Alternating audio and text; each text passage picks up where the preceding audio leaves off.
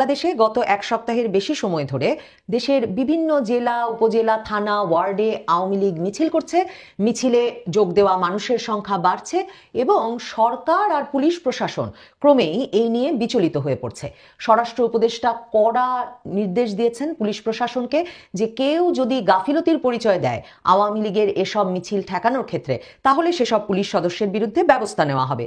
যে পুলিশদের আমরা গত ৮ মাসে ঘটনাস্থলে তো দেখিনি, যখন মববাজি ভাঙচুর লুটপাট এসব হয় তখন তো দেখিনি, যে পুলিশ সদস্যদের নিষ্ক্রিয় দেখা গেছে গত ৮ মাস ধরে ছিনতাই রাহাজানি সহ সকল রকম অপরাধের ক্ষেত্রে। এবং মানুষের একটা অভিযোগ ছিল যে রাজপথে পুলিশ একেবারেই দেখা যাচ্ছে না, খোদ ঢাকা শহরেও নয়। সেখানে এখন স্বরাষ্ট্র উপদেষ্টা নির্দেশ দিয়েছেন যে মোটরসাইকেল নিয়ে যাতে পুলিশ প্রতিটি থানার এলাকায় পাহারা দেয়, প্রহরা দেয়, টহল দেয় গভীর রাত থেকে একেবারে ভোর রাত পর্যন্ত, মানে যাতে এমনকি রাতের বেলা বা ভোর রাতেও হঠাৎ করে কোনো আওয়ামী লীগের মিছিল বেরিয়ে পড়তে না পারে। এবং স্বরাষ্ট্র উপদেষ্টা নির্দেশ দিয়েছেন পুলিশের গোয়েন্দা বিভাগকে আরো বেশি সক্রিয় হতে, যাতে তারা আগে আগে কোথায় কখন মিছিল ঘটছে সেই খবরগুলো বের করে ফেলতে পারেন। কাজেই সাধারণ মানুষের দিক থেকে একটা বড় স্বস্তির দিক হচ্ছে এই যে পুলিশকে সক্রিয় করা হয়েছে অবশেষে ৮ মাস শেষে, এবং তারা এখন মোটরসাইকেল দিয়ে সারা রাত ব্যাপী টহলের দায়িত্ব পেয়েছেন। তারা দায়িত্ব পেয়েছেন তাদের গোয়েন্দা কার্যক্রম শক্ত করার, যাতে তারা আওয়ামী লীগের মিছিলের মতো বড় কোনো অপরাধমূলক কর্মকাণ্ড ঘটবার আগেই সচেতন হয়ে পড়তে পারেন। এখন প্রশ্ন তো উঠতেই পারে যে আওয়ামী লীগের মিছিল কি তার মানে নিষিদ্ধ? আওয়ামী লীগ তো কোনো নিষিদ্ধ সংগঠন নয়, ছাত্রলীগ নিষিদ্ধ সংগঠন। কাজেই পুলিশ, ঢাকা মেট্রোপলিটন পুলিশ সংবাদ বিজ্ঞপ্তি দিয়ে বলেছে নিষিদ্ধ সংগঠনকে কোথাও সমবেত হতে দেখলে তারা সেই মিছিল বা সেই সমাবেশ প্রতিহত করবে। সংবাদ মাধ্যম জিজ্ঞেস করেছিল যে আওয়ামী লীগ তো নিষিদ্ধ সংগঠন নয়, তাহলে আওয়ামী লীগের মিছিল কি করে ডিএমপি ঠেকাবে? ডিএমপি বলেছে যে অনুমোদন ছাড়া যে কোনো রকম মিছিল সমাবেশ নিষিদ্ধ, কাজে সেই ডিএমপি অ্যাক্টে তারা আওয়ামী লীগের কর্মীদের ধরবে। কিন্তু সমস্যা দাঁড়িয়েছে সারা দেশের জেলা উপজেলায় থানায় ওয়ার্ডে আওয়ামী লীগ যে ঝটিকা মিছিল বের করছে, কিংবা ইত্তেফাক খবর দিচ্ছে গত এক সপ্তাহে শুধু ঢাকাতেই অন্তত অর্ধশত ঝটিকা মিছিল আওয়ামী লীগ বের করেছে, এবং ক্রমাগত সেসব মিছিলে যোগদানকারী লোকের সংখ্যা বাড়ছে এবং মিছিল লম্বা সময় ধরে চলতে পারছে। এই ঘটনাগুলো ঘটনাস্থলে ঠেকানোর কোনো উপায় বের করতে পারছে না পুলিশ, এবং তাতে ক্রমাগত রুষ্ট হচ্ছেন স্বরাষ্ট্র উপদেষ্টা। আরেকজন আগেই প্রথম প্রতিক্রিয়া জানিয়েছিলেন তিনি হচ্ছেন হাসনাত আব্দুল্লাহ। হাসনাত আব্দুল্লাহ প্রথম আমাদের সকলের দৃষ্টি আকর্ষণ করেন যে আওয়ামী লীগের মিছিল বড় হতে শুরু করেছে। তিনি এই শিরোনামে একটা ফেসবুক স্ট্যাটাস দেন। তার ফেসবুক স্ট্যাটাসটি তিনি দিয়েছিলেন 13ই এপ্রিল বাড্ডা থেকে বের হওয়া আওয়ামী লীগের একটি মিছিলের পর। সেই মিছিলটি বাড্ডা থেকে শুরু হয়ে রামপুরা বাজার পর্যন্ত প্রায় আধা ঘন্টা ধরে চলেছিল, এবং সংবাদ মাধ্যমের খবর অন্তত 2 শতাধিক মানুষ সেই মিছিলে যোগ দিয়েছিল। সেই মিছিলের পর হাসনাত আব্দুল্লাহ খুবই ক্ষেপে উঠে ফেসবুকে তখন স্ট্যাটাস দিয়েছিলেন যে যারা আওয়ামী লীগের মিছিল বড় হওয়ার কম্প্রোমাইজের রাজনীতি করছে তাদের সবার নাম তিনি ফাঁস করে দেবেন, এবং এখন আর তিনি তার শিষ্টাচার ধরে রাখবেন না। তিনি শিষ্টাচার হারালে কি যে ঘটে যাবে তা আমরা ভাবতেও পারছি না। তারপর অবশ্য এক সপ্তাহের বেশি কেটে গেছে। এখন হাসনাত আব্দুল্লাহ লিখছেন যে আওয়ামী লীগকে শুধু ছাত্রলীগের মতো একটা কাগজ দিয়ে, মানে সরকারি প্রজ্ঞাপন দিয়ে, নির্বাহী আদেশ দিয়ে নিষিদ্ধ করে দিলেই নাকি হবে না, কারণ ছাত্রলীগ নিষিদ্ধ করেও কোনো লাভ হয়নি, তাদেরকেও বিভিন্ন মিছিলে দেখা যাচ্ছে, এবং আসলে ছাত্রলীগ যুবলীগ নামেও নানা জায়গায় মিছিল হচ্ছে। তো তিনি বলছেন এরকম নিষেধাজ্ঞা যে শেষ পর্যন্ত একটা তেনা ছাড়া কিছু না, সেটা সকলে বোঝে। কাজেই এদের সবাইকে বিচারের আওতায় আনতে হবে। আওয়ামী লীগ এবং আওয়ামী লীগের অঙ্গ সংগঠন সমূহের সাথে জড়িত সকল নেতাকর্মীকে বিচারের মুখোমুখি করতে হবে। সেটাই নাকি জবাব হতে যাচ্ছে, সেটাই নাকি উপযুক্ত জবাব হবে। তো স্বরাষ্ট্র উপদেষ্টা এর আগে হাসনাত সার্জিসকে ঠান্ডা করতে অপারেশন ডেভিল হান্ট যৌথ বাহিনীর অভিযান চালু করেছিলেন বাংলাদেশে, যাতে আওয়ামী লীগ নেতাকর্মীদের যথেচ্ছভাবে সেনাবাহিনীর নেতৃত্বে যৌথ বাহিনী ধরে গ্রেফতার করতে পারে, ধরে আনতে পারে, এবং আওয়ামী লীগের রাজনীতি একরকম দমন পীড়নের মধ্যে পড়ে। সেই অবস্থায় তখন চারদিকে এমনিতেই আওয়ামী লীগের লোকজন বাড়িঘর ছেড়ে পালিয়ে বাঁচছিল, কারণ ভাঙচুর লুটপাট অগ্নিসংযোগ চলছিল। এর মধ্যে শুরু হয়েছিল অপারেশন ডেভিল হান্ট। সরকারি হিসাব বলছে 12,500 নেতাকর্মীকে অপারেশন ডেভিল হান্টে গ্রেফতার করা হয়েছে আওয়ামী লীগ এবং আওয়ামী লীগের অঙ্গ সংগঠন সমূহের। এখন হাসনাত আব্দুল্লাহ বলছেন আওয়ামী লীগ এবং তার অঙ্গ সংগঠন সমূহের সকল নেতাকর্মীকে বিচারের আওতায় আনতে হবে। এটা ঠিক কিভাবে সম্ভব? মানে আমি নিশ্চিত যে যদি কোটিও না হয় অন্তত কয়েক লক্ষ কর্মী নিশ্চয়ই আওয়ামী লীগের এবং আওয়ামী লীগের অঙ্গ সংগঠন সমূহের সাথে জড়িত। এই লক্ষ লক্ষ কর্মীকে গ্রেফতার করে নিয়ে এসে বিচারের মুখোমুখি করা, এমন কারাগার, এমন আদালতের ক্যাপাসিটি, মানে এই পরিমাণ জনবল ধারণ করবে কি করে বাংলাদেশের কারাগার আর আদালত? তিনি আবার উদাহরণ দিচ্ছেন নুরেমবার্গ ট্রায়ালের। তিনি বলছেন নাৎসিবাদের যেমন দমন করা হয়েছিল নুরেমবার্গ ট্রায়ালের বিচারের মাধ্যমে, ঠিক সেভাবে নুরেমবার্গ ট্রায়ালের আদলে আওয়ামী লীগের সব নেতাকর্মীর বিচার করতে হবে। এখন হাসনাত আব্দুল্লাহ ঠিক কি কল্পনা করছেন আমি জানি না। আমার ধারণা তার কল্পনায় নুরেমবার্গ ট্রায়ালে লাখ লাখ নাৎসিবাদী কর্মীকে ধরে আনা হয়েছিল আর টপাটপ ফাঁসির মঞ্চে নিয়ে ফাঁসিতে ঝুলিয়ে দেওয়া হয়েছিল।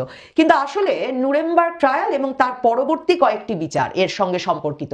এতে বিচার করা হয়েছিল 200 জন নাৎসিবাদ প্রচারণাকারীর প্রধান 200 জনের মতো ব্যক্তির বা নেতার বিচার করা হয়েছিল, এবং তার মধ্য থেকে 160 জনের মতো দণ্ডপ্রাপ্ত হন, 37 জনকে ফাঁসির আদেশ দেওয়া হয়েছিল। তো এই সংখ্যা শুনলে হাসনাত আব্দুল্লাহ মানুষ চক্ষে যেভাবে দেখছেন যে লাখ লাখ আওয়ামী লীগ, ছাত্রলীগ, যুবলীগ কর্মীকে ধরে আনবে, বাংলাদেশ সরকার বিচার করবে এবং সেই বিচারের মাধ্যমে এমন একটা নিষেধাজ্ঞা আরোপ হতে হবে আওয়ামী লীগের বিরুদ্ধে আর তারা কোনোদিন মিছিল মিটিং করতে পারবে না, এই নেতাকর্মীদের আর কোনো চিহ্ন বাংলার মাটিতে থাকবে না, সেটা ঠিক কিভাবে সম্ভব? তার একটা সুপরিকল্পিত পরিকল্পনা দেখলে আসলে যুক্তি খুঁজে পাওয়া যেত যে কেন আওয়ামী লীগের মিছিল হলে সরকার এত বিচলিত হয়ে পড়ছে এবং স্বরাষ্ট্র উপদেষ্টাকে আর সব বাদ দিয়ে পুলিশ প্রশাসনকে আওয়ামী লীগের মিছিল ঠেকানোর কাজে লিপ্ত করতে হচ্ছে। এই এক সপ্তাহে 3 জন সাবেক এমপি সহ আওয়ামী লীগের সহস্রাধিক নেতাকর্মীকে পুলিশ গ্রেফতার করেছে, তবে তারা ঝটিকা মিছিল বন্ধ করতে পারেনি। আর অন্যদিকে সরকার নির্বাহী আদেশেও আওয়ামী লীগ নিষিদ্ধ করবে, সেটা আসলে আর 8 মাস পর মনে করার কোনো কারণ নাই। আপনাদের মনে থাকবে সেপ্টেম্বর মাসে প্রথম একটি সংগঠন রিট করলো আদালতে আওয়ামী লীগের রাজনীতি নিষিদ্ধ চেয়ে। তখন অ্যাটর্নি জেনারেল বললেন সেই রিট আবেদন বাতিল হয়ে গেল, এবং অ্যাটর্নি জেনারেল আদালতে বললেন যে সংবিধান কারো রাজনৈতিক অধিকার কেড়ে নেওয়ার এখতিয়ার দেয় না, কাজে এই রিট গ্রহণযোগ্য নয়। এরপর অক্টোবর মাসে রাজনৈতিক কার্যক্রম নিষিদ্ধ চেয়ে আওয়ামী লীগের রিট করেছিলেন হাসনাত আব্দুল্লাহ এবং সার্জিস আলম, এবং এরপর কোনো এক রহস্যময় কারণে তারা নিজেরাই সেই রিট আবেদন তুলে নিয়েছিলেন। তার মানে সরকার আসলে হম্বিতম্বি করবে, আরো বেশি বেশি গ্রেফতার করবে, কিন্তু আওয়ামী লীগ নিষিদ্ধ করবে না। কারণ সরকার যেই জাতিসংঘ প্রতিবেদনের কথা বারবার তোলে, যেই জাতিসংঘ প্রতিবেদনে নাকি প্রমাণিত হয়ে গেছে যে আওয়ামী লীগ গণহত্যার সঙ্গে জড়িত, যদিও প্রতিবেদনে খুব সুস্পষ্টভাবে বলেছে যে তাদের কাছে যথেষ্ট প্রমাণ নাই কারো বিরুদ্ধে ফৌজদারি দায় প্রমাণ করবার মতো, সেই প্রতিবেদনেও জাতিসংঘ স্পষ্ট করে বলেছে যে তারা মনে করে না যে কোনো রাজনৈতিক দল নিষিদ্ধ করা বা কোনো রাজনৈতিক দলকে রাজনৈতিক কর্মকাণ্ড পরিচালনা থেকে বিরত রাখা বাংলাদেশের জন্য ভালো কোনো ফল বয়ে আনবে। এছাড়া আমরা এর মধ্যে জানি মার্কিন যুক্তরাষ্ট্র, ইউরোপীয় ইউনিয়ন সহ সকলেরই কথা বাংলাদেশে একটি অন্তর্ভুক্তিমূলক নির্বাচন হতে হবে, এবং এদের কারো তরফে এখন পর্যন্ত আমরা আওয়ামী লীগ নিষিদ্ধের কথা শুনিনি, কিংবা সরকারকে বলতে শুনিনি যে আওয়ামী লীগের মতো একটি অপরাধী দলকে তারা নিষিদ্ধ করতে চায়। তার মানে সরকার আসলে হাসনাত আব্দুল্লাহ যে কথা বলেন সেই কম্প্রোমাইজের রাজনীতি করছেন বটে, তারা কিছুতেই আওয়ামী লীগ নিষিদ্ধের এত বড় দায় নেওয়ার মধ্যে নাই। তাহলে সরকার কি করবে?